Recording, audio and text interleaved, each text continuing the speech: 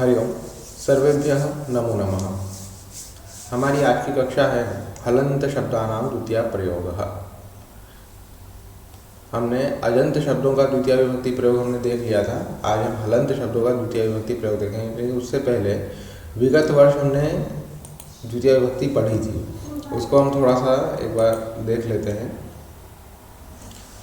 विभक्ति, कारक और उनके चिन्ह। विभक्ति कितनी होती है, कारक कितने होते हैं और उनके चिन्ह क्या होते हैं। अभी चिन्ह क्या काम में आते हैं, इनका प्रयोजन है वाक्य निर्माण में सहायक होना। अगर ये कारक चिन्ह हमें नहीं मालूम होंगे तो हम वाक्य नहीं बना सकते। जैसे प्रथमा विभक्ति है, उसमें कर्ता कारक होता है, उसका चिन्ह होता है ने। जैसे वाल्मीकि ने रामायण लिखी, राम ने भोजन किया, रावण ने सीता का हरण किया। तो इस प्रकार से जो ने शब्द, कर्ता के लिए जो है ने शब्द का प्रयोग करते हैं। द्वितीय विभक्ति अर्थात कर्म कारक, ये हम पढ़ रहे हैं। कर्म में को का प्रयोग होता है। राम फल को खाता है, सीता वन को जाती है। ठीक है। बालक दूरदर्शन को देखता है, टीवी को देखता है। लेखक लेख को लिखता है। इस प्रकार से को होता है। फिर है तृतीय विभक्ति अर्थात कर्ण कारक। आप चाहें तो इसका स्क्रीनशॉट ले लें, टेबल बना के रख लें, इसको सारणी बना लें। तृतीय अर्थात कर्ण कारक, जिसमें से या के द्वारा इस अर्थ में प्रयोग होता है। जैसे कवि कलम से लिखता है, छात्र अंकनी से लिखता है। ठीक है। वृद्धा लकड़ी से या लकड़ी के द्वारा चलती है। शिक्षक यान के द्वारा या बस यान के द्वारा विद्यालय को जाता है। ठीक है। तो जिसके द्वारा कार्य किया जा रहा है वहाँ से आएगा। फिर है चतुर्थी विभक्ति संप्रदान कारक के लिए। पिता पुत्र के लिए पुस्तक लाते हैं, शिक्षक छात्रों के लिए पेन लाते हैं। तो के लिए मतलब जब किसी दूसरे के लिए कुछ अर्पित किया जाए, दिया जाए, जैसे धनिक ब्राह्मण के लिए दान देता है, तो वहाँ पे के लिए का प्रयोग जहाँ होगा वहाँ संप्रदान कारक और चतुर्थी विभक्ति का हम प्रयोग करेंगे। इसी प्रकार पंचमी विभक्ति अपादान कारक, यहाँ पर भी से है और एक हमने तृतीय विभक्ति कर्ण कारक में भी से देखा था। तो दोनों से में अंतर क्या है कि तृतीय विभक्ति में जो से था वहाँ साधन अर्थ में था, मतलब के द्वारा, जिसके द्वारा कार्य किया जा रहा है। लेकिन पंचमी विभक्ति अर्थात अपादान कारक में जो से है वो अलग होने या पृथक होने अर्थ में। जैसे युवक गांव से नगर को जाता है, तो गांव से वो अलग हुआ है। तो जहाँ पृथक होना या अलग होने का भाव होगा उसमें जो से लगाएंगे वो अपादान कारक का होगा, पंचमी विभक्ति होगा। जैसे वृक्ष से फल गिरता है, हाँ, मेघ से जल की बूंदें गिरती है, तो वहाँ से अलग होने का भाव जहाँ होगा वहाँ से लगाएंगे। फिर है षष्ठी विभक्ति संबंध कारक। इसमें काके की रारेरी, जैसे दशरथ के पुत्र राम हैं, राम के भ्राता लक्ष्मण, राम की पत्नी सीता, तो ये हो गया काके की। रारेरी मतलब मेरा, हमारा, तुम्हारा, ये हो जाएगा रारेरी। फिर है सप्तमी विभक्ति अधिकरण कारक। अधिकरण मतलब में पे पर, कोई आधार जहाँ पर होगा। जैसे छात्र कुर्सी पर बैठता है, तो कुर्सी उसका आधार हो गई है। वृक्ष भूमि पर उगता है, तो भूमि जो है वृक्ष के उगने के लिए आधार हो गई। तो में पे पर ये जो है, जैसे और भी कहें हम हाथी जो है गजशाला में रहता है, तो गजशाला उसका आधार हो गया। तो इस प्रकार आधारवाचक जो शब्द होंगे वो अधिकरण कहलाएगा, तो उसमें हम सप्तमी विभक्ति का प्रयोग करेंगे। फिर है संबोधन अर्थात हे हरे हो, किसी को पुकारना हो, आवाज़ लगाना हो, इस प्रकार के जो शब्द होंगे। जैसे हे कृष्ण, हे राम, जैसे हम कभी हम ईश्वर से जो प्रार्थना करते हैं तो उसमें भी हे हरे हो का प्रयोग करते हैं, तो वो सब संबोधनवाचक होते हैं। हे कृष्ण, हे देव, तो इस प्रकार के जो प्रयोग होंगे वो संबोधनवाचक कहलाएंगे। तो इस प्रकार से विभक्तियाँ 7 होती हैं, प्रथमा से लेकर सप्तमी तक। कारक भी वैसे ही होते हैं और ये सब उनके चिन्ह हैं। इसके उपरांत हम देखें द्वितीय विभक्ति कर्म कारक, उसका चिन्ह है को, ये हम पढ़ रहे हैं। बालकः फलं खादति, हमने लास्ट ईयर पढ़ा था। युवती दुग्धं पिबति, गायकः गीतं गायति, लेखिका लेखं लिखति।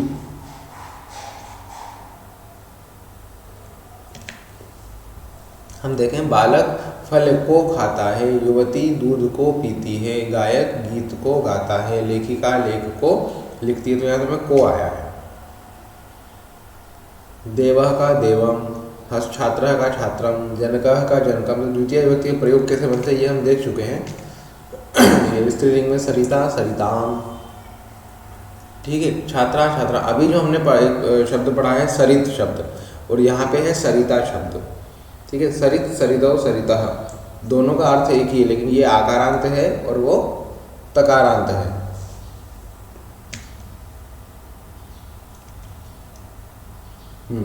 ग्राहकः आपणं गच्छति, प्राध्यापकः ग्रंथालयं गच्छति, धनिकः वित्तकोशं गच्छति। ये सब हमने लास्ट ईयर पढ़ लिया था,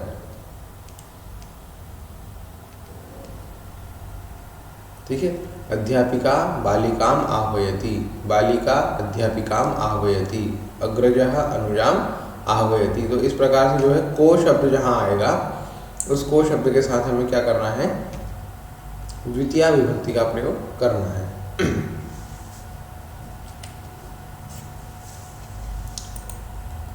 अब हम आते हैं हमारी पुस्तक की ओर।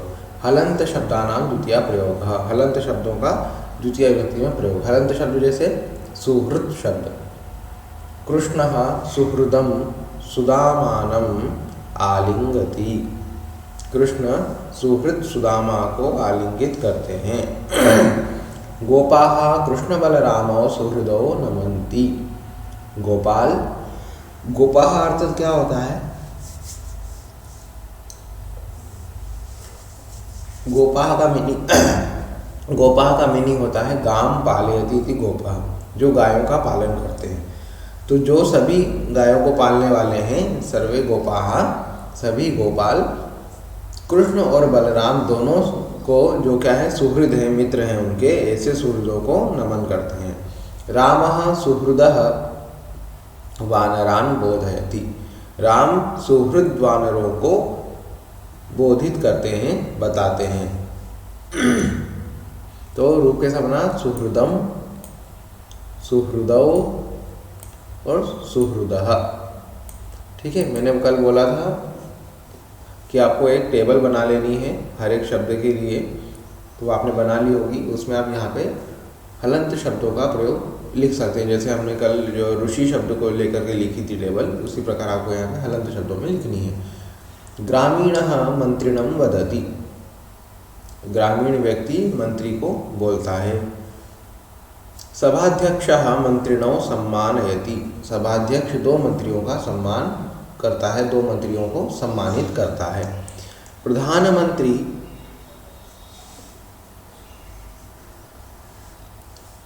प्रधानमंत्री मंत्रिणः संबोधयति, प्रधानमंत्री मंत्रियों को संबोधित करते हैं।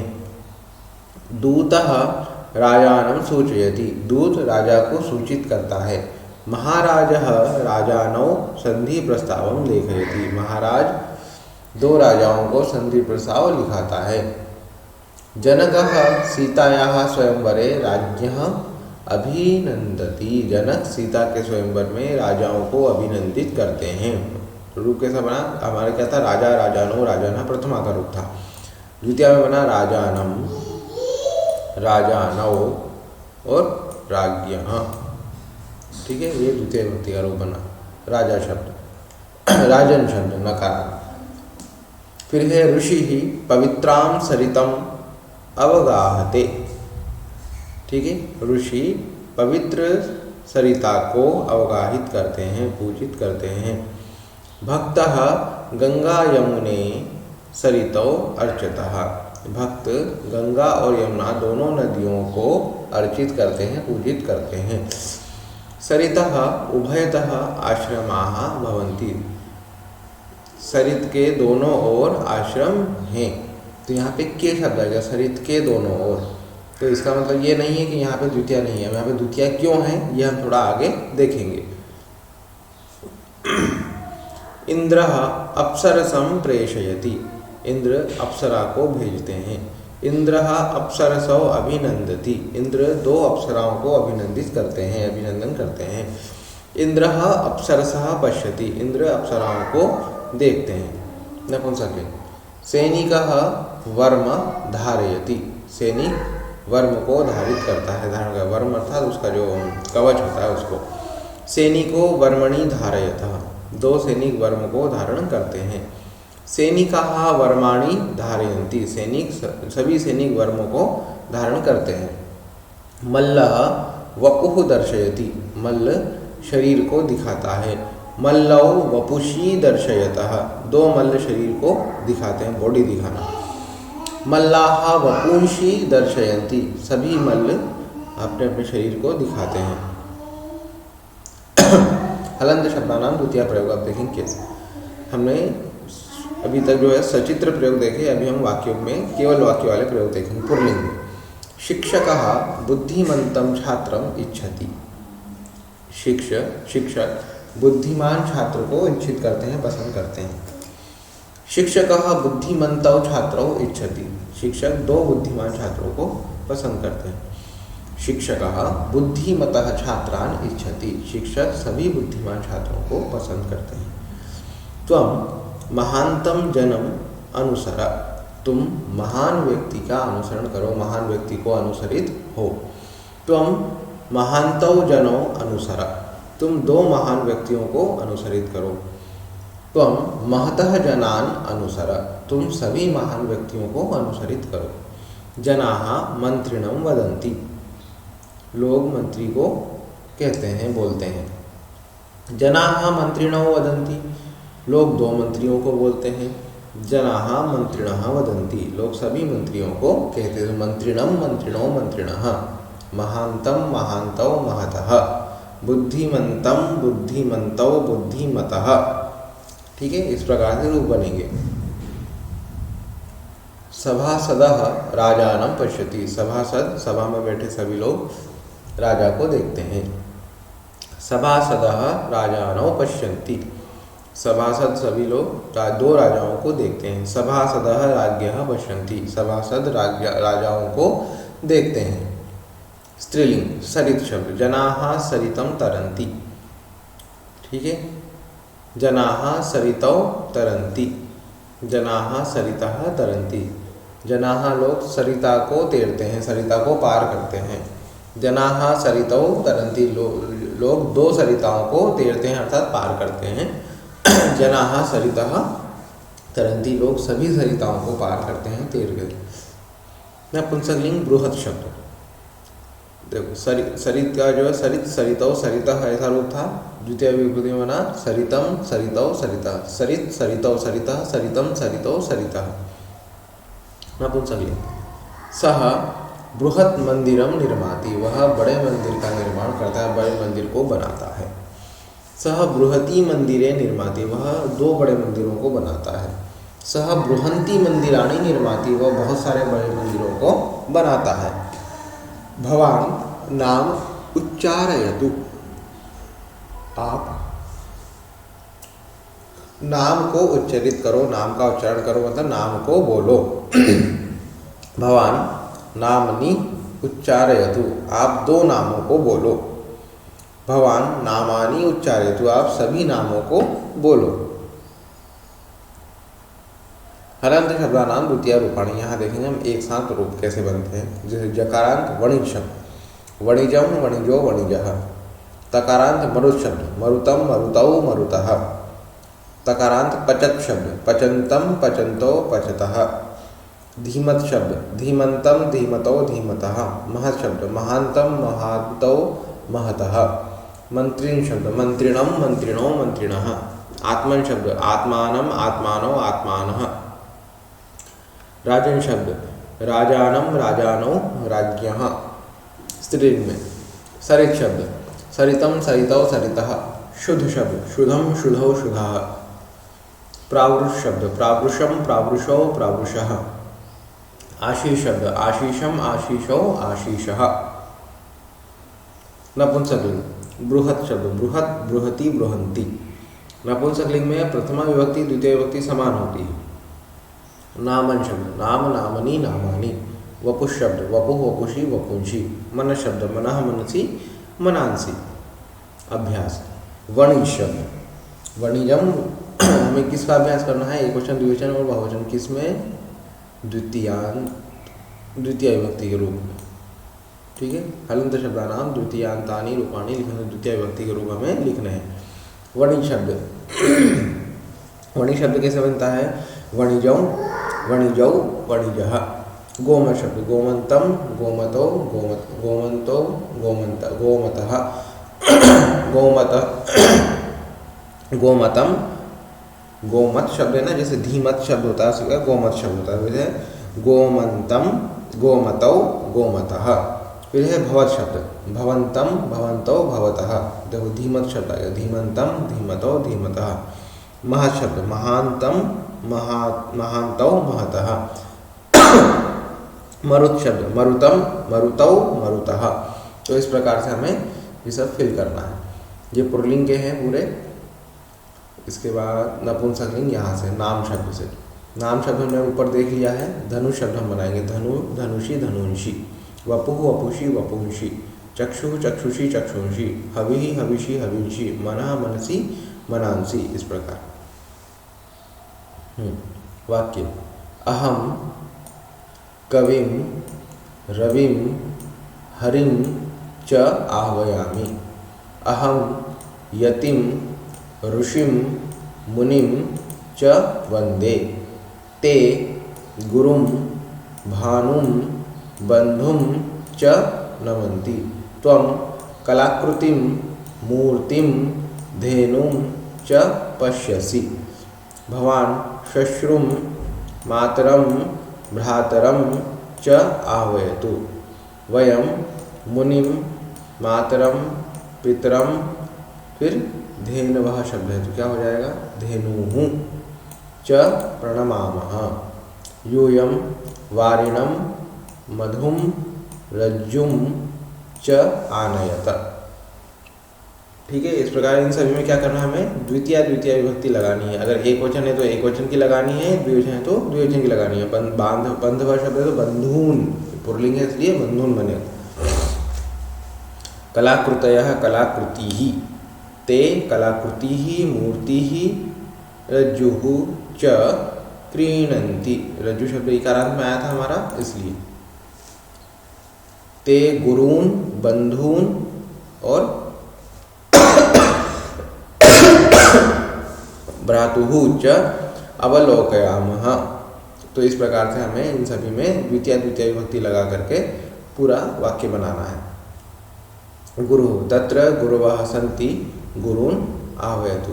उदाहरण के अनुसार वाक्य लिखना है, मतलब बहुवचन का प्रयोग हमें करना है। अधिकारी तत्र अधिकारिणः सन्ति अधिकारिणः प्रेषयतु।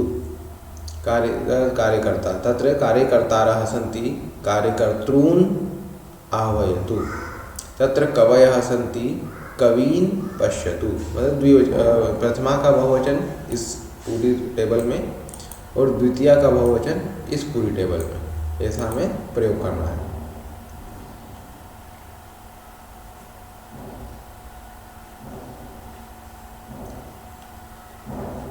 उभयतः परितः धिक् विना अधितिष्ठति इत्यादीनां प्रयोगे द्वितीया। अभी हमने एक सेंटेंस देखा था, मैंने बताया था वहाँ पे उभयतः ऐसा परितः ऐसा शब्द था। तो मैंने कहा था अभी हम आगे देखेंगे कि वहाँ पर द्वितीय विभक्ति कैसे आई। तो ये देखिए जहाँ पे ये शब्द आ जाता है उभयतः परितः, ठीक है, और धिक् विना, इस प्रकार के जो शब्द आ जाते हैं इन शब्दों के साथ हमेशा द्वितीय विभक्ति का प्रयोग होता है। उसके साथ ही अधितिष्ठति अधि उपसर्ग के साथ स्था धातु जब होती है तो उसमें भी द्वितीय विभक्ति होती है। हम उदाहरण देखेंगे। विद्यालयम उभयतः वृक्षाः सन्ति। विद्यालय के दोनों ओर, उभयतः का मतलब होता है दोनों ओर, दोनों साइड। तो विद्यालय के दोनों ओर वृक्ष हैं। तो देखा जाए तो विद्यालय के ऐसा आ गया, मतलब षष्ठी विभक्ति होनी चाहिए, संबंध कारक होना चाहिए। लेकिन उभयतः ये जो शब्द है, इस शब्द की वजह से यहाँ पर क्या हो जाएगा, द्वितीय विभक्ति हो जाएगी। इसे उपपद विभक्ति कहते हैं। कि कुछ शब्द ऐसे होते हैं जिनके कारण अन्य विभक्ति की जगह पर किसी अन्य विभक्ति का प्रयोग हमें करना पड़ता है। तो ये जो शब्द हैं उभयतः, परितः, धिक्, विना इत्यादि जो शब्द हैं इनके साथ हमेशा क्या होता है, द्वितीय विभक्ति का प्रयोग होता है। तो मैं सभी शब्द आपको लिखवा देता हूँ, आप चाहें तो लिख सकते हैं।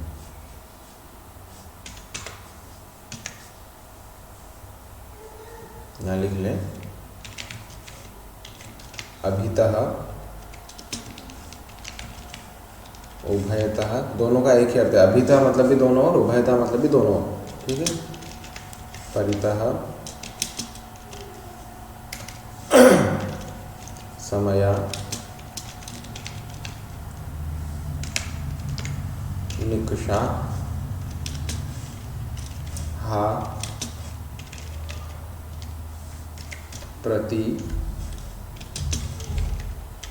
धिक्, इन सभी शब्दों के साथ हमेशा द्वितीय विभक्ति होती है। इसके उपरांत अधि प्लस तिष्ठ, आस,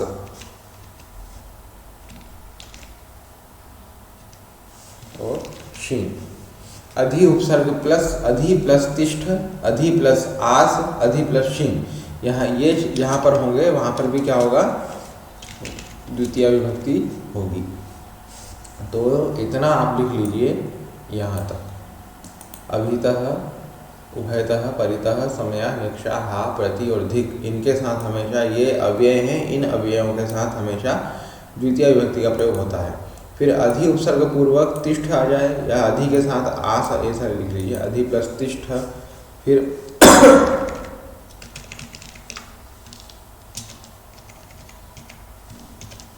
अधि प्लस आस और अधि प्लस शिन। इस तरह से आप लिखेंगे तो आपको समझने में आसानी रहेगी। अधि प्लस तिष्ठ आ जाए, अधि प्लस आस आ जाए, अधि प्लस शिन आ जाए। तिष्ठ को हम स्था धातु बोलते हैं।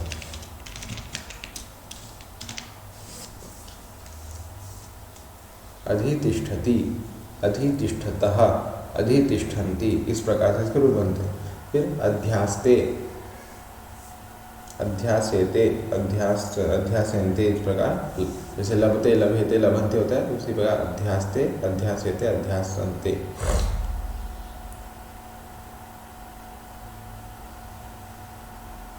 आपने लिख लिया होगा। अब हम उदाहरण देखेंगे। विद्यालयम उभयतः वृक्षाः सन्ति, विद्यालय के दोनों ओर वृक्ष हैं। संस्कृतस्य निंदकम धिक्, संस्कृत की निंदा करने वाले को धिक्कार है। नगरीं परितः वाटिकाः सन्ति, नगरी के चारों ओर वाटिकाएं हैं। राष्ट्रपतिम उभयतः सैन्यानि भवन्ति, राष्ट्रपति के दोनों ओर सैन्य मतलब सैनिक होते हैं। ईश्वर निंदकान धिक्, ईश्वर की निंदा करने वाले को धिक्कार है। धनम बिना सुखम नास्ति, धन के बिना सुख नहीं है, उसमें बिना शब्द भी आप ऐड कर लीजिए, ये बिना शब्द के योग में भी द्वितीय विभक्ति होती है। संस्कृतम विना भारतीय संस्कृते ज्ञानम न भवति, संस्कृत के बिना भारतीय संस्कृति का ज्ञान नहीं होता है। विज्ञानम विना राष्ट्रस्य विकासः न संभवति, विज्ञान के बिना राष्ट्र का विकास संभव नहीं है। राजा नगरम अधितिष्ठति, राजा नगर में बैठता है। अधितिष्ठति मतलब स्थित होता है, रहता है, बैठता है। तो नगर में, अब में के लिए देखा जाए तो वहाँ पे सप्तमी विभक्ति आनी चाहिए थी में पे पर, लेकिन अधितिष्ठति की वजह से क्या हुआ, द्वितीय विभक्ति आई। वैज्ञानिकाः प्रयोगशालाम अधितिष्ठन्ति, वैज्ञानिक प्रयोगशाला में बैठते हैं। रामेश्वरम परितः सागरः अस्ति, रामेश्वर के चारों ओर सागर है। मातरम परितः शिशवः क्रीडन्ति, माता के चारों ओर शिशु खेलते हैं। कृष्णम उभयतः गोपाः सन्ति, कृष्ण के दोनों ओर गोपा हैं, गोपाल हैं। गुरु निंदकम धिक्, गुरु की निंदा करने वाले को धिक्कार है। संसद भवनम परितः राजमार्गाः सन्ति, संसद भवन के चारों ओर राजमार्ग हैं। गुरुम उभयतः छात्राः पठन्ति, गुरु के दोनों ओर छात्र पढ़ते हैं। नेतारं विना राष्ट्रं समृद्धं न भवति, नेता के बिना राष्ट्र समृद्ध नहीं होता है। अध्यक्षः आसनम अधितिष्ठति, अध्यक्ष आसन पर बैठता है। छात्रः गुरुं विना वेदान् न पठति, छात्र गुरु के बिना वेदों को नहीं पढ़ता है। सर्वः मंडपम अधितिष्ठति, सभी मंडप में बैठते हैं। तो मंडप में की जगह यहाँ पे मंडप को बैठते हैं ऐसा हो गया, लेकिन अधितिष्ठति की वजह से मंडपम शब्द आया है। अवधेयम, ध्यान देने योग्य क्या क्या है कि उभयतः, सर्वतः, अभितः, परितः, समया, हा, प्रतिधिक, विना, इनके साथ हमेशा द्वितीय विभक्ति होती है। और किस किस में होती है तो उसके अलावा ऊपरी, अधोअधः, अध्यधि इत्येतेषां योगे द्वितीय विभक्ति ही भवति, इन सभी के साथ द्वितीय विभक्ति होती है। तो आप उसमें क्या कीजिए, हमने यहाँ अधिक तक तो लिख ही लिया है, उसमें बिना, ऊपरी, अधोअधः और अध्यधि, ये 4 शब्द और जोड़ लीजिए। और एक सर्वतः, उभयतः दोनों ओर, सर्वतः सभी जगह, सभी ओर, अभितः दोनों ओर, परितः चारों ओर, समया निक्षा, समय निक्षा का मतलब समीप में, हा मतलब हाय, हा मूर्खम, हा निंदकम, हा दुर्जनम, ऐसा हाय शब्द के लिए हा शब्द का प्रयोग होता है। प्रति, जैसे रामम प्रति, राम की ओर, कृष्णम प्रति, कृष्ण की ओर, ऐसा प्रति। धिक मतलब धिक्कार, विना अर्थात अभाव, बिना। ऊपरी मतलब सबसे ऊपर, वृक्षम ऊपरी खगः तिष्ठति, वृक्ष के ऊपर सबसे ऊपर मतलब खग बैठा है। अधोअधः मतलब सबसे नीचे, वृक्षम अधोअधः मूलम अस्ति, वृक्ष के बिल्कुल नीचे उसकी जड़ें हैं, मूल हैं। ठीक है। अध्यधि, ठीक है, उसी प्रकार अध्यधि ऐसा होता है। तो यहाँ पे क्या, ऊपरी प्लस ऊपरी दोनों को मिलाकर के ऊपरी हो गया, अधः प्लस अधः दोनों को मिलाकर के अधोअधः हो गया, फिर अधि प्लस अधि, ये अध्यधि हो गया। तो इत्येतेषां योगे द्वितीय विभक्ति ही भवति, इनके योग में द्वितीय विभक्ति होती है। तो द्वितीय विभक्ति कैसे होती है उसका एक सूत्र है कि उभ सर्वतसो कार्या धिगु पर्यादिषु त्रिषु द्वितीयां प्रेडितान्तेषु तत्वन्यत्रापि दृश्यते। ठीक है, कि उभयतः, सर्वतः, ठीक है, इस प्रकार के जो शब्द हैं, उसके अलावा धिक आदि जो शब्द हैं, उनके इस प्रकार के जो शब्द होते हैं उनके साथ हमेशा क्या होता है, द्वितीय विभक्ति का प्रयोग होता है। द्वितीय आम्रेडितान्तेषु तत्वन्यत्रापि दृश्यते, और इसमें ये शब्द द्वितीय के द्वारा आम्रेडित होते हैं, चलित होते हैं, प्रायोगिक होते हैं। तो इसलिए इनके साथ द्वितीय विभक्ति होती है, क्योंकि ये द्वितीय के द्वारा ही इनका कार्य संपादित होता है, अन्यथा इनका कार्य संपादित नहीं होता है। फिर है अधिपूर्वक, जो स्था धातु है उसके प्रयोग में भी द्वितीय विभक्ति होती है। जैसे यथा नगरम अधितिष्ठति, मैंने बताया अधि उपसर्ग के साथ जब स्था धातु होगी, आस धातु होगी और शिंग धातु होगी तो उसमें द्वितीय का प्रयोग होगा। हमने जो हमारी कक्षा ली थी ग्रीष्मकालीन समय में, उसमें मैंने ये सूत्र जो है अच्छे से विस्तार पूर्वक पढ़ाया है। हम अभी ये हमारा पूरा कर लेते हैं सिलेबस, उसके बाद जो जो सूत्र इसमें बीच में आते जाएंगे उनको हम अंत में पूरे अच्छे से विस्तार पूर्वक पढ़ेंगे। आगे हम देखें, उभयतः नदीम उभयतः वृक्षाः सन्ति, ऐसे हमें वाक्य बनाने हैं। मंदिरम उभयतः उद्यानानि सन्ति, नगरम उभयतः वाप्यौ स्तः, क्योंकि वाप्यो द्विवचन है, वापी वाप्यो वाप्य, वापी मतलब क्या होता है, बावड़ी। सज्जनम उभयतः दुर्जनाः सन्ति, पूजकम उभयतः भक्ताः सन्ति। तो इस प्रकार से हमें ये सेंटेंस बना करके यहाँ लिखना है। उभयतः वाले यहाँ लिखना है, परितः वाले यहाँ लिखना है। दीपम परितः कीटाः सन्ति, रामेश्वरम परितः सागरः अस्ति, क्षेत्रम परितः जलम अस्ति। अहम का क्या होगा, द्वितीय विभक्ति माम, माम परितः मित्राणि सन्ति, देशम परितः सैनिकाः सन्ति। तो इस प्रकार से हमें परितः वाले सेंटेंस पूरे यहाँ लिखने हैं।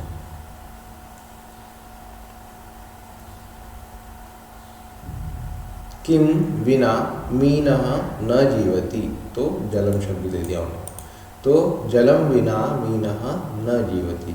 किम विना प्राणी न जीवति वायु, वायु विना प्राणी न जीवति।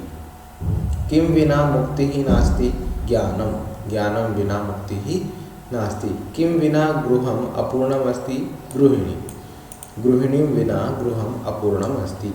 किम विना पाठः कंठस्थः न भवति अभ्यासः, ठीक है, अभ्यासम विना पाठः कंठस्थः न भवति। तो इस प्रकार से ये सभी जो शब्द हैं, इन सभी शब्दों का द्वितीय विभक्ति प्रयोग करके हमें सेंटेंस बनाना है। आगे देखेंगे, ये राजनीतिज्ञाः सेवां न कुर्वन्ति तान् राजनीतिज्ञान् धिक्, हमें धिक् शब्द का प्रयोग करना है, धिक् अर्थात धिक्कार। ये आरक्षकाः चोरं न गृह्णन्ति तान् आरक्षकान् धिक्। ये ब्राह्मणाः वेदान् न पठन्ति तान् ब्राह्मणान् धिक्। ये पुत्राः सेवया पितरौ न प्रीणयन्ति तान् पुत्रान् धिक्। ये वैद्याः रोगिणाम् उपचारं न कुर्वन्ति तान् वैद्यान् धिक्। या माता शिशुं न पालयति तां मातरं धिक्। याः भार्याः भर्तारं न सेवन्ते ताः भार्याः धिक्। द्वितीय व्यक्ति बहुवचन भी सेम होता है, भार्याः, ठीक है। इस प्रकार से हमें पूरे 9 वाक्य बनाने हैं। शिवः हिमालये तिष्ठति, शिवः हिमालयम अधितिष्ठति। यहाँ देखो हिमालये, ये जो शब्द है ये सप्तमी विभक्ति का शब्द है, विगत वर्ष हमने पढ़ा था। शिव हिमालय पर रहते हैं, शिवः हिमालयम अधितिष्ठति, शिव हिमालय पर वास करते हैं, बैठते हैं। तो सिर्फ अंतर क्या हुआ, वहाँ तिष्ठति था, यहाँ पे अधि आ गया, अधितिष्ठति हो गया। विष्णुः वैकुंठे तिष्ठति, विष्णुः वैकुंठम अधितिष्ठति। राजा सिंहासने तिष्ठति, राजा सिंहासनम अधितिष्ठति। तो इस प्रकार हमें क्या करना है, सिर्फ तिष्ठति को हटा करके अधितिष्ठति लगाना है, पहली चीज। दूसरा, यहाँ पर जो शब्द है वो सप्तमी का शब्द है, उसको हटा करके हमें क्या करना है, द्वितीया का शब्द बनाना है। मम भगिनी देहल्यां तिष्ठति, मम भगिनी देहलीम अधितिष्ठति। गृहम अधितिष्ठति, आश्रमम अधितिष्ठति, स्वर्गम अधितिष्ठति। इस प्रकार से द्वितीया लगानी है। फिर वाक्यानि संशोधयत, वाक्यों को शुद्ध करना है। कैसे, गृहस्य परितः उद्यानवस्य, परितः के साथ जो है षष्ठी विभक्ति नहीं आती है, परितः के साथ हमेशा द्वितीय विभक्ति आती है, इसलिए गृहम परितः उद्यानमस्ति। ग्रामम उभयतः नद्यौ वहतः। सभापति मंचे अधितिष्ठति, तो सभापति ही मंचम अधितिष्ठति। फिर है भूमे है उभयतः जलमस्ति, तो भूमिम उभयतः जलमस्ति, ठीक है। चोरस्य धिक् नहीं, चौरम धिक्। अनुशासनस्य विना, तो अनुशासनम बिना विद्यालयः न चलति। तो इस प्रकार से हमें क्या करना है, जहाँ जहाँ क्रॉस दिख रहा है आपको उन सब में द्वितीय विभक्ति लगानी है। फिर है द्विकर्माणि वाक्यानि, द्विकर्मक वाक्य, ऐसे वाक्य जिनमें 2 कर्म होते हैं, 2 बार द्वितीय विभक्ति आती है। जैसे गोपः गाम पयः दोग्धी, गोपाल जो है, ग्वाला जो है, वह गाय को दोहता है, ठीक है। किसको दोहता है, गाय को। तो किसके लिए दोहता है, दूध के लिए, तो गाय को या अथवा दूध को दोहता है। हम कई बार बोलते हैं दूध दोहना बोलते हैं, कई बार गाय दोहना बोलते हैं, ठीक है। तो हमारे जो वाक्य हैं, वाक्य रचना में कुछ चेंजेस होता है, बाकी अर्थ हमारा सेम होता है। गाय को दोहेंगे तभी दूध की प्राप्ति होगी, दूध को दोहेंगे तभी दूध की ही प्राप्ति होगी। तो यहाँ पर क्या है, गोपः गाम दोग्धी, दोह धातु जो है, दोह धातु के साथ 2 कर्म होते हैं। गोपः गाम पयः दोग्धी, गोपाल गाय को और दूध को दोहता है, ठीक है। तो पयः क्या है, आप देखने में ऐसा लग रहा है जैसे प्रथमा का रूप है, लेकिन पयः पयसी पयांसी, पयः पयसी पयांसी, यहाँ पे द्वितीय का रूप है। गोपः कृष्णम वृंदावनम पृच्छति, गोपाल कृष्ण को वृंदावन पूछता है, कृष्ण से पूछता है कि भाई वृंदावन कहाँ है, तो कृष्ण को वृंदावन पूछता है। वृद्धः माणवकम पंथानम पृच्छति, वृद्ध माणवक को मार्ग पूछता है। माणवक अर्थात कोई भी बच्चा, बालक, वह वृद्ध जो है बालक को मार्ग पूछता है। कर्मचारिणः श्रमिकान् कार्यं कथयन्ति। कर्मचारी श्रमिकों को कार्य बताते हैं। भिक्षुकः श्रेष्ठीनं धनम याचति। भिक्षुक श्रेष्ठ लोगों को धन की याचना करते हैं। पिता पुत्रम विद्यालयम नयति। पिता पुत्र को विद्यालय ले जाते हैं। तो इस प्रकार से देखिए यहाँ पे द्विकर्मक धातु, यहाँ पे 2 बार कर्म का प्रयोग हुआ, लेकिन यहाँ जब 2 बार कर्म का प्रयोग होता है तो एक कर्म जो है वो मुख्य कर्म कहलाता है, दूसरा कर्म जो है वो गौण कर्म कहलाता है। तो जिस कर्म का क्रिया के साथ साक्षात संबंध होता है, डायरेक्ट संबंध होता है, वह जो कर्म है वह मुख्य कर्म कहलाता है, और जिसका डायरेक्ट संबंध नहीं होता है उसको गौण कर्म कहते हैं। जैसे एते प्रयोगाः द्विकर्मकाः, ये सभी जो प्रयोग हैं वो द्विकर्मक है। ठीक है। एकम मुख्यम कर्म अपरम च गौण कर्म भवति। एक मुख्य कर्म होता है और एक गौण कर्म होता है। यथा प्रथम उदाहरण, जैसे प्रथम उदाहरण में पयः मुख्य कर्म, पयः जो है मुख्य कर्म। कैसे? क्योंकि गाय को दूहने से हमें क्या होगा? दूध की प्राप्ति होगी। दूध जो है वो मुख्य कर्म है। गाम इति गौण कर्म, गाय जो है गौण कर्म है। एवं उसी प्रकार द्वितीय उदाहरण है, दूसरे उदाहरण में पंथानम मुख्य कर्म। ठीक है। पंथानम क्या है? मुख्य कर्म है, और माणवकम च गौण कर्म, और माणवक गौण कर्म है। देखिए, वृद्धः माणवकम पंथानम पृच्छति। किम पृच्छति? पंथानम पृच्छति। कम पृच्छति? माणवकम पृच्छति। ठीक है। तो क्या पूछता है? मार्ग पूछता है। तो उसका मुख्य प्रयोजन क्या है? पूछने का मुख्य प्रयोजन क्या है? मार्ग है। किसको पूछता है? तो माणवक को पूछता है। ठीक है। उसी प्रकार कर्मचारिणः श्रमिकान् कार्यं कथयन्ति। किम कथयन्ति? क्या बोलते हैं, क्या बताते हैं? कार्य बताते हैं। किसको बताते हैं? तो श्रमिकों को बताते हैं। ठीक है। तो यहाँ पे कार्य क्या हो गया? ये मुख्य कर्म हो गया। ठीक। तो इस प्रकार से बालकः अंधम ग्रामम नयति। बालक अंधे को गांव ले जाता है। तो कहाँ लेके जाता है? गांव को लेके जाता है। किसको लेके जाता है? अंधे को लेके जाता है। अध्यापकाः छात्रान् पाठं पृच्छन्ति। अध्यापक छात्रों को पाठ पूछते हैं। साधुः नागरिकान् हितं वदति। साधु नागरिकों को हितकारक बोलते हैं। ठीक है। तो इस प्रकार से जो है कर्म 2 प्रकार के होते हैं। अब इसका ये जो यहाँ पे विवरण है संस्कृत में भी दिया है, हिंदी में भी दिया है और इंग्लिश में भी दिया है। ये प्रयोग द्विकर्मक हैं, एक मुख्य कर्म, दूसरा गौण कर्म। जैसे प्रथम उदाहरण में पयः मुख्य कर्म है और गाम गौण कर्म है। इस प्रकार द्वितीय उदाहरण में पंथानम मुख्य कर्म है और माणवकम गौण कर्म है। तृतीय उदाहरण में धन मुख्य कर्म है और श्रेष्ठीनम गौण कर्म है। इस तरह अन्यत्र भी जिसका क्रिया से साक्षात संबंध है उसे मुख्य कर्म समझना चाहिए। ठीक है। हमने एक वाक्य पढ़ा था हमारी पिछली कक्षा में, माता शिशुम अक्षिणी दर्शयति। माता शिशु को आंखें दिखाती है। तो यहाँ पे देखो शिशुम और अक्षिणी 2 कर्म आए हैं। ठीक है। तो हमारे महोदय ने मुझसे प्रश्न किया था कि यहाँ पे 2 कर्म आए हैं, यहाँ पे हम जो है को अर्थ कैसे लेंगे? भाई शिशु को आंखें दिखाते हैं तो आँखों को दिखाता है, दिखाती है, ऐसा अर्थ कैसे होगा? तो यहाँ पर भी 2 कर्म हैं। शिशु को आंखें, शिशु को दिखाती है और क्या दिखाती है? तो आँखों को दिखाती है। ठीक है। तो इस प्रकार से यहाँ पे 2 कर्म आए हैं। मैंने मैसेज में इसीलिए उत्तर नहीं दिया क्योंकि हमें द्विकर्म पढ़ना ही था। अध्यापकः छात्रं पृच्छति, अध्यापकः प्रश्नं पृच्छति। दोनों को एक साथ मिला के लिखेंगे तो अध्यापकः छात्रं प्रश्नं पृच्छति। गोपः गां दोग्धि, गोपयः पयः दोग्धि। गोपः गां पयः दोग्धि। बालकः गुरुं अपृच्छत्, बालकः गृहकार्यम् अपृच्छत्। बालकः गुरुं गृहकार्यम् अपृच्छत्। साधुः बालकं वदति, साधुः धर्मं वदति। साधुः बालकं धर्मं वदति। इस प्रकार से हमें क्या करना है? दोनों कर्मों को एक साथ मिला करके एक वाक्य बनाना है दोनों वाक्यों के स्थान पर। वाल्मीकिः लवकुशौ अकथयत्, वाल्मीकिः रामायणम् अकथयत्। वाल्मीकिः लवकुशौ रामायणम् अकथयत्।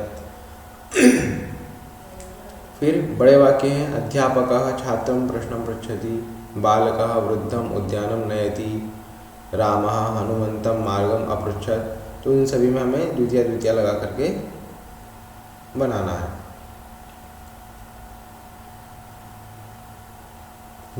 द्वितीय विभक्ति का लेसन।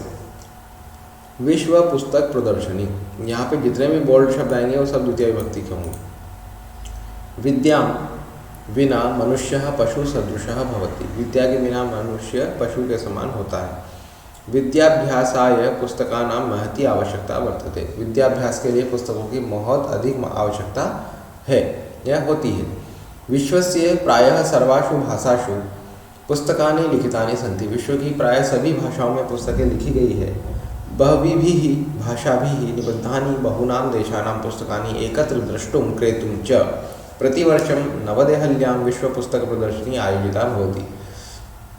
बहुत अधिक भाषाओं के द्वारा निबद्ध जो बहुत सारे देशों की पुस्तकें हैं, उन सभी को एकत्र एक स्थान पर देखने और खरीदने के लिए प्रतिवर्ष दर वर्ष हर साल नई दिल्ली में विश्व पुस्तक प्रदर्शनी का आयोजन होता है। अहम गतमासे नवदेहलीं गतवान्, मैं गतमास नव दिल्ली को गया था। मम शिक्षिका माता च तत्र गतवत्यो, मेरी शिक्षिका और मेरी माता वहाँ गई थी। वयं तत्र विश्व पुस्तक प्रदर्शनी द्रष्टुं गतवन्तः, हम वहाँ पर विश्व पुस्तक प्रदर्शनी को देखने के लिए गए। अहम तां महानगरीं प्रथमवारं गतवान् आसम्, मैं उस महानगरी को पहली बार गया था। न केवलं भारतात् अपि तु विश्वस्य अनेकेभ्यः देशेभ्यः जनाः इमां पुस्तक प्रदर्शनीं द्रष्टुम् आगतवन्तः, केवल भारत से ही नहीं अपितु विश्व के अनेक देशों से लोग इस विश्व पुस्तक प्रदर्शनी को देखने के लिए आए थे। ते पुस्तक विक्रेतॄन् परितः समवेताः सन्तः भारतीय भाषाभिः वैदेशिक भाषाभिश्च रचितानि पुस्तकानि क्रीणन्ति स्म। ते मतलब वे, पुस्तक विक्रेतॄन् पुस्तक विक्रेता के, परितः चारों ओर, समवेताः सन्तः चारों ओर स्थित थे, घिरे मतलब पुस्तक विक्रेता को घेरे हुए थे। भारतीय भाषा भी वैदेशिक भाषा भी रचितानि पुस्तकानि क्रीणन्ति स्म, और वो भारतीय भाषाओं में लिखी हुई और वैदेशिक भाषाओं में लिखी हुई पुस्तकों को खरीद रहे थे। कौन? वैदेशिकाः जनाः। तत्र द्वौ संस्कृत पुस्तक विक्रेतारौ आस्ताम्, वहाँ पर दो संस्कृत पुस्तक के विक्रेता थे। तौ निकषा अपि बहवः जनाः आसन्, उन दोनों के पास भी बहुत सारे लोग थे। अहम अपि तत्र गन्तुं शिक्षिका मातरं च उक्तवान्, मैंने भी वहाँ जाने के लिए शिक्षिका और माता को बोला। मम शिक्षयित्री एकाम अष्टाध्यायीं कृतवती, मेरी शिक्षिका ने एक अष्टाध्यायी खरीदी। तत्र स्थापितयोः अनयोः द्वयोः पुस्तकयोः बृहतीं आकृतिं दृष्ट्वा तद्विषये पुस्तक विक्रेतारम् अहम अपृच्छम्, वहाँ रखी हुई दो पुस्तकें जिनकी आकृति बहुत बड़ी थी, ऐसी दो पुस्तकों को देखकर उसके विषय में मैंने पुस्तक विक्रेता को पूछा। तयोः पुस्तकयोः नाम अपि ज्ञातुम् इष्टवान्, उनकी पुस्तकों का नाम भी जानने के लिए इच्छा की। श्रीमद्भागवतम अत्र भागद्वये अस्ति इति पुस्तक विक्रेता माम उक्तवान्, ये जो श्रीमद्भागवत है वो उसके दो भाग ये रखे हुए हैं, ऐसा पुस्तक विक्रेता ने मुझे बताया। अहम श्रीमद्भागवतम क्रेतुं मातरं प्रेरितवान्, मैंने श्रीमद्भागवत खरीदने के लिए माता को प्रेरित किया। माता च तम ग्रंथं क्रीतवती, और माता ने वह ग्रंथ खरीद कर मुझे दिया। मम शिक्षिका गंगावतरण चंपूम अपि क्रीतवती, मेरी शिक्षिका ने गंगावतरण चंपू नामक पुस्तक भी खरीदी। संस्कृत पुस्तकापणस्य पार्श्वे हिंदी पुस्तकापणः आसीत्, संस्कृत का जो पुस्तक की दुकान थी उसके जस्ट पास में हिंदी पुस्तकों की दुकान थी।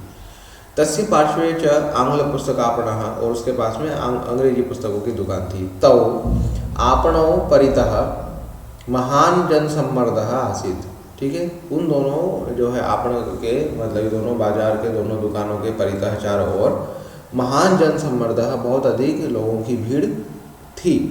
तत्र मम शिक्षिका माम उपदिष्टवती, वहाँ पर मेरी शिक्षिका ने मुझे बताया।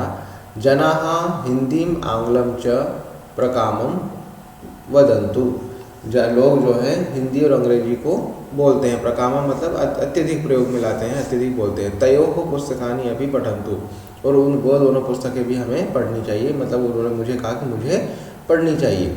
परंतु अस्माकं मूलभाषां संस्कृतं भारतीयां संस्कृतिं च न अपि परंतु अस्माकं मूलभाषां संस्कृतम, ठीक है, लेकिन हमारी जो मूल भाषा है वह संस्कृत है। भारतीयां संस्कृतिं च, और भारतीय संस्कृति भी हमारा मूल है। च न विस्मरन्तु, इसके हमें कभी नहीं भूलना चाहिए। मतलब मेरी शिक्षिका ने मुझे बोला कि लोग अत्यधिक हिंदी और अंग्रेजी को पढ़ते हैं, बोलते हैं, वो पुस्तकें भी पढ़नी चाहिए, ठीक है। पठितानि अपि पुस्तकानि अपि पठन्तु, उन्हें भी पढ़ना चाहिए, लेकिन हमारी जो मूल भाषा है वह संस्कृत है, और हमारी जो भारतीय संस्कृति है, इन दोनों को भी हमें कभी भूलना नहीं चाहिए। माँ न विस्मरन्तु, नहीं भूलना चाहिए। संस्कृतम संस्कृतिं च निंदतः जनान् धिक्, जो संस्कृत और हमारी संस्कृति की निंदा करते हैं ऐसे लोगों को धिक्कार है। इति सा संस्कृत विरोधिनः जनान् भर्त्सितवती, इस प्रकार वह संस्कृत विरोधी लोगों की उन्होंने भर्त्सना की, उनकी निंदा की। ततः वयं हिंदी पुस्तकापणं गतवन्तः, उसके बाद हम हिंदी की पुस्तकों की दुकान पर गए। अहम रामायणीं कथाम् आधृत्य तुलसीदासेन विरचितं रामचरितमानसं क्रेतुम् ऐच्छम्, ठीक है। मैंने रामायण के आधार पर, रामायण की कथा के आधार पर लिखी गई तुलसीदास के द्वारा रामचरितमानस को खरीदने की इच्छा की, परंतु तत्पुस्तकं तत्र न आसीत्, किंतु वह पुस्तक वहाँ पर नहीं थी। अतः प्रेमचंदस्य द्वौ उपन्यासों कृत्वा वयम आंग्ल पुस्तकापणं गतवन्तः, फिर हमने जो है रामचरितमानस तो मिला नहीं, तो उसके उपरांत हमने क्या प्रेमचंद के 2 उपन्यासों को खरीदा और अंग्रेजी पुस्तकों की दुकान पर गए। मम माता भगिन्याः कृते 3 आंग्लपुस्तकानि क्रीतवती, मेरी माता ने मेरी बहन के लिए 3 अंग्रेजी पुस्तकों को खरीदा। पुस्तक प्रदर्शनी उभयतः विपणि आस्ताम, पुस्तक प्रदर्शनी के दोनों ओर विपणियाँ मतलब दुकानें थी, 2 दुकानें, विपणि आस्ताम दुकानें, 2 दुकानें थी। वयम उभे अपि विपणि गत्वा ततः विविध वस्तूनि च क्रीत्वा अतिथिगृहं प्रत्यागतवन्तः, हम उन दोनों दुकानों पर भी गए और वहाँ से अनेक प्रकार की वस्तुओं को खरीद करके पुनः अतिथिगृह को वापस आ गए। प्रत्यागतवन्तः, दोबारा लौट आए।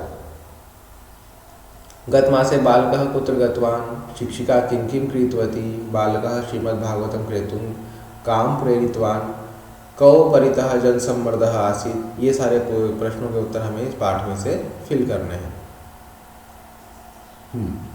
छात्रः विद्यालयं गच्छति, देखो विद्यालय शब्द एक वचन है, इसलिए एक वचन का प्रयोग करना है। कार्यदर्शी, कार्यकर्तृ शब्द बहुवचन, कार्यकर्तॄन्, कार्यदर्शी कार्यकर्तॄन् प्रोत्साहयति। माता पक्षी शब्द बहुवचन, पक्षी पक्षिणों पक्षिणः, पक्षिणं पक्षिणों पक्षिणः, माता पक्षिणः शिशुं दर्शयति। शिक्षकः उत्तरं बोधयति, ठीक है, तो अध्येतॄन् उत्तरं बोधयति, इस प्रकार से हमें यहाँ पे देखो हिंट दिया हुआ है। पक्षी शब्द है, बहुवचन का प्रयोग करना है। अध्येतृ शब्द है, बहुवचन का प्रयोग करना है। स्वश्रु शब्द है, एक वचन का प्रयोग करना है, ठीक है, जैसे पार्थः स्वसारं विना विद्यालयं न गच्छति, ठीक है, स्वसा स्वसारो सुसारः स्वसारम। तो इस प्रकार से हमें यह दिए गए जो शब्द है इनके एक वचन, द्विवचन, बहुवचन के आधार पर इनका प्रयोग हमें करना है।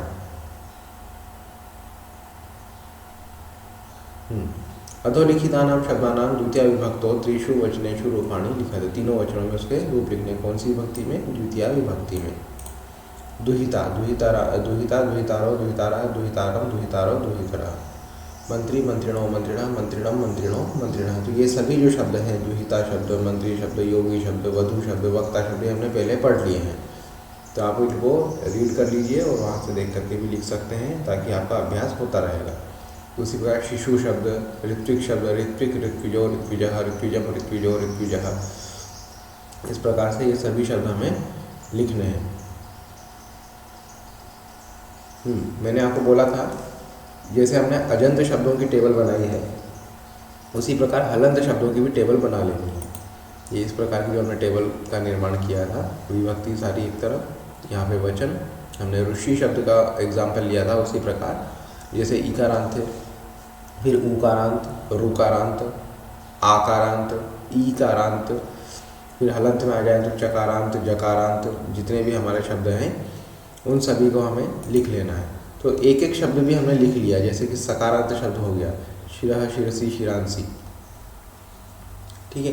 तो इस प्रकार से जो भी शब्द अगर एक बार हमने लिख लिया तो उससे क्या होगा कि उसके समान जो भी शब्द होंगे वो सभी स्वतः हमारे तैयार हो जाते हैं। जैसे भित्ति, भित्त्यो, भित्तयः, ठीक है। जैसे मति, मति, मतयः होता है, उसका भित्ति, भित्ति, भित्तयः होता है। माता, मातरो, मातरः, मंत्री, मंत्रिणो, मंत्रिणः। तो मंत्री शब्द जो है यहाँ पे हमें अंत निर्देश करना है कि भाई नकारांत है, एक वचन, द्विवचन, बहुवचन जो भी है वह लिख देना है। फिर हमें क्या करना है, ये सभी वाक्य बना करके यहाँ लिखने। वाक्य कैसे बनाना है, देखो, सह भूमि ही खनति, वह भूमि को खनन करता है, खोदता है। तो सह भूमिम खनति, यहाँ पे जो कर्म है, कर्म में हमेशा कर्म कारक में द्वितीय विभक्ति होती है। तो इन सभी में हमें जो मिडिल का जो ये है टेबल है, इन सभी में हमें क्या करना है, द्वितीय विभक्ति लगाना है। और ये सब क्या है, ये क्रिया है। खनति मतलब खोदता है, मतनाति मतलब मथता है, दधि का मथन करता है। जैसे सह दधिम मथनाति, सह मधुम लेढ़ी, लेढ़ी मतलब लिघ धातु होती है चाटने अर्थ में, मधु अर्थात शहद को चाटता है। तो सह मधुम लेढ़ी, सह सुक्ति चिनोति, वह सुक्तियों का चयन करता है। तो देखो सुक्तयः बहुवचन है, इसलिए वरुण द्वितीय का भी बहुवचन लगाना है। ग्रंथि एक वचन है तो ग्रंथिम उद्घाटयति, ग्रंथि गांठ को खोलता है, ग्रंथिम उद्घाटयति। तो इस प्रकार से हमें इन सभी का क्या करना है, द्वितीय विभक्ति का प्रयोग करना है। एक वचन में हो तो एक वचन में, द्विवचन में होगा तो द्विवचन में, और बहुवचन में होगा तो बहुवचन में प्रयोग करना है। प्रयोग करके यहाँ पे लिखना है। सुभाषितेषु द्वितीया प्रयोगाः। विना वेदम विना गीतां विना रामायणीं कथां विना कविं कालिदासं भारतम भारतम नहीं। तात्पर्य क्या हुआ, बिना वेदम विना गीता, बिना वेद के, बिना गीता के, बिना रामायणी कथा, और ना बिना रामायणी कथा के। अगर वेद भारत में नहीं है, गीता भारत में नहीं है, रामायणी कथा अगर भारत में नहीं है, और अगर कालिदास कवि भारत में नहीं है, तो भारत भारत कहलाने योग्य नहीं है। ये सभी भारत की अमूल्य निधि है, इनके द्वारा ही भारत को प्रशस्ति प्राप्त हुई है, भारत को जाना जाता है।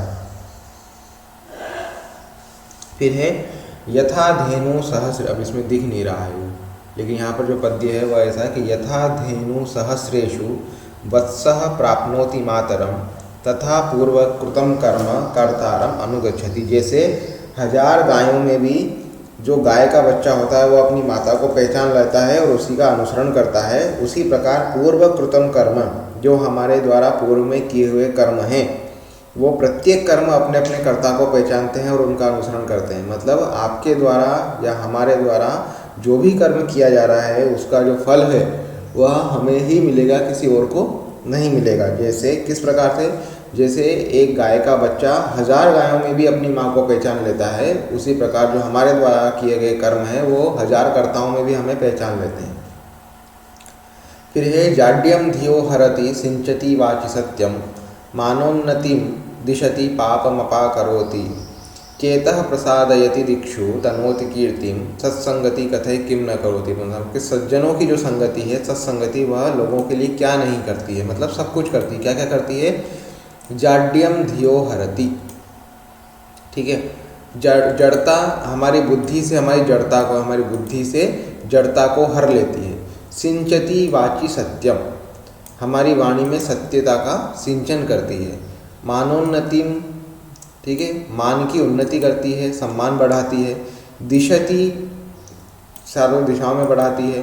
पापम अपा करती, पाप को अपा करती है, मतलब दूर करती है। सत्संगति हमारे पापों को भी दूर करती है, हमें ऐसा कार्य नहीं करने देती कि जिससे पाप हो। चेतः प्रसादयति, चित्त को प्रसादित करती है, प्रसन्न करती है। दिक्षु तनोति कीर्तिम, चारों दिशाओं में कीर्ति को तनोति फैलाती है। सत्संगति कथय किम न करोति, बताइए सत्संगति लोगों के लिए क्या नहीं करती, अर्थात सब कुछ करती है। रंकम करोति राजानम, राजा को रंक कर देती है। राजानम रंकमेव च, मतलब रंक को राजा बना देती है और राजा को रंक बना देती है। धनिनम निर्धनम चैव, धनिनम निर्धनम, धनी व्यक्ति को निर्धन कर देती है। निर्धनम धनिनम, और निर्धन को धनी कर देती। कौन? विधि, विधि अर्थात भाग्य। भाग्य जो है वो रंक को राजा कर सकता है, राजा को रंक कर सकता है, ठीक है। धनी को निर्धन कर सकता है और निर्धन को धनी कर सकता है। तो विधि जो है वह कुछ भी करने में सक्षम है। संतापयन्ति कम संतापयन्ति कमपथ्य भुजम न रोगाः, दुर्मंत्रिणं कमुपायान्ति न नीति दोषाः, कम श्रीर न दर्पयति कम न निहन्ति मृत्यु, कम स्त्रीकृता न विषया परिपीडयन्ति। संतापयन्ति मतलब संतापित करते हैं। कम किसको? अपथ्य भुजम न रोगा, मतलब रोग किसको जो है संतापित नहीं करते हैं, अर्थात सभी को करते हैं। दुर्मंत्रिणम कम उपायांति न नीति दोषा, ठीक है, कि नीति दोष हो या मंत्रियों का दुर्व्यवहार है वो किसको उपायांति मतलब किसको जो है नीचे नहीं गिरा देते हैं। कम श्री न दर्पयति कम न निहंति मृत्यु, ठीक है, श्री का दर्पण कौन नहीं करना चाहता, ठीक है, सभी करना चाहते हैं। कम न निहंति मृत्यु, और मृत्यु किसको जो है नहीं मारती, अर्थात सभी को मारती है। कम स्त्रीकृता न विषया पीड़यन्ति, और स्त्रीकृत विषय किसको पीड़ित नहीं करते, मतलब कहने का तात्पर्य यह है कि ये कुछ प्रकृति के ऐसे तत्व हैं जिनसे कभी कोई अछूता नहीं होता है।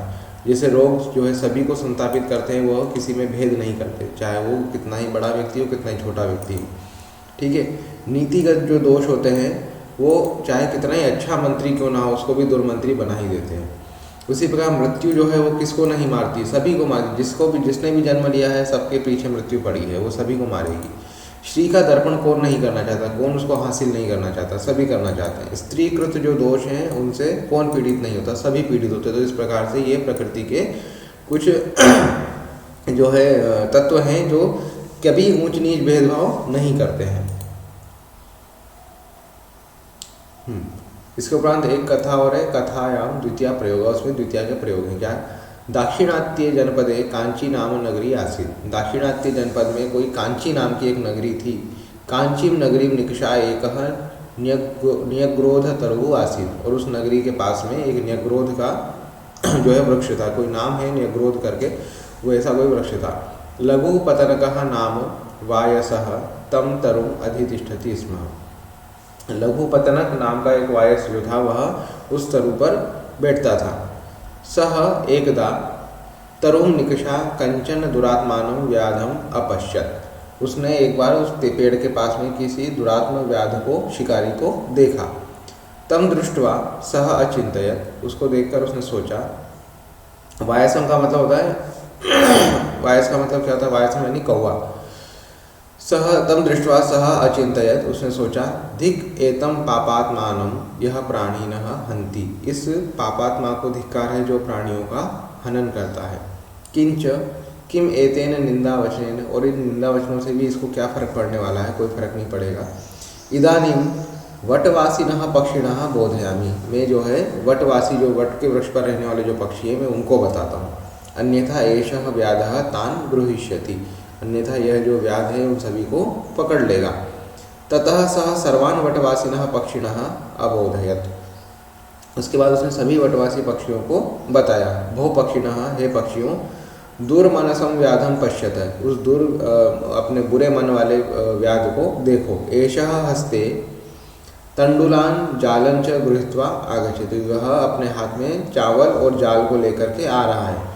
जालम प्रसार्य तंडुलान विकरिष्यति, जाल को फैलाकर उसमें वो है चावल बिखेरेगा। तंडुलान खादितुम मा गच्छत, चावलों को खाने के लिए मत जाना। अन्यथा सह भवतः सर्वान जालेन बद्ध्वा निश्चित, अन्यथा वो आप सभी को जाल में बांधकर ले जाएगा। तावता व्याधः तत्र आगच्छत, तभी जो है व्याध वहाँ पर, शिकारी वहाँ आ गया। तम प्रदेशम दृष्ट्वा सह अचिंतयत, उस क्षेत्र को देखकर उसने सोचा समीचीनम स्थानम एतद्, यह सम्यक स्थान है, यह उचित स्थान है। एषः न्यग्रोध वृक्षः, यह जो है न्यग्रोध का वृक्ष है। एतम तरुम उभयतः जलम अस्ति, इससे पेड़ के जो है दोनों तरफ पानी है। तरुम ऊपरी पक्षिणः उड्डयन्ति, उस पेड़ के ऊपर जो है पक्षी उड़ रहे हैं। ते कदाचित जलम पातुम तरुम अधिष्ठातुम वा अत्र आगमिष्यन्ति, वे जो है कभी ना कभी जल पीने के लिए अथवा इस पेड़ पर बैठने के लिए वहाँ ज़रूर आएंगे। तंडुलान दृष्ट्वा जाले पतिष्यन्ति, और चावलों को देखकर जाल में फंस जाएंगे। अतः तरुम अभितः जालम प्रसारय, इसलिए उस पेड़ के दोनों ओर जाल को फैलाता हूँ। एवं विचिन्त्य सह जालम प्रसारितवान तंडुलांच विकीर्णवान, ऐसा सोच करके उसने जाल को फैलाया और चावलों को बिखेर दिया। अनंतरम तरुण समया शांतः अतिष्ठत्, उसके बाद वो पेड़ के पास में शांत जो है बैठ गया, बिल्कुल चुपचाप। ते पक्षिणः अपि लघुपतनकस्य वाचं स्मृत्वा तान् तंडुलान् न स्पृशन्, उन पक्षियों ने क्या किया, तो उसके जो लघुपतनक नाम का जो कौवा था उसके बातों को सुन करके वो उन्होंने तंडुलों को चावलों को स्पर्श भी नहीं किया।